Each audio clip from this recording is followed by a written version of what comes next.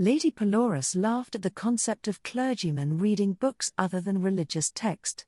Amongst laughter and wondering eyes, her gaze fell upon a book, whose title she could not read.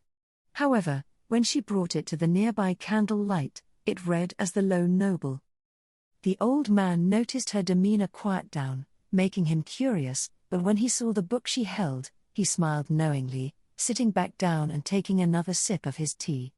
The morning light grew stronger, and the room hummed slightly in the growing glow of warm morning, a thread of light slowly forming above a captivated Lady Pelorus.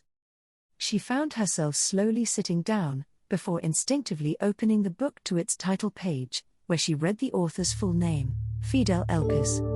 Her cheeks suddenly flushed red and her heart swelled for a moment, as her finger graced the written name as she repeated the name with soft intrigue, saying, Elpis, Fidel Elpis.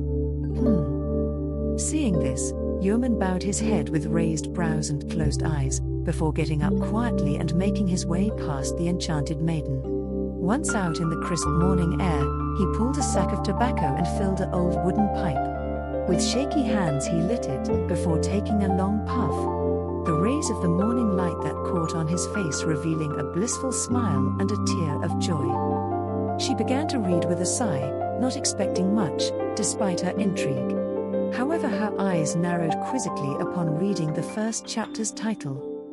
Sigh. This indeed got her attention, and she was immediately pulled into a political upset, with a noble family being disowned for treason against the crown. This, however, was just the beginning of things, for though the Judgment King seemed sound, a much bigger scandal began to unravel, a scandal involving crowns and a lost empire, which could all be traced down through a single bloodline.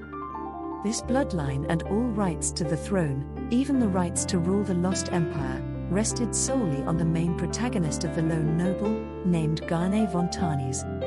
The maiden, being a fast reader, consumed the book, enthralled by its climaxes and puzzles, the alliances and betrayals, the mystery of the lost empire growing more clear, the rallying of noble factions, the sheer intensity. It was a story unlike any other she had read.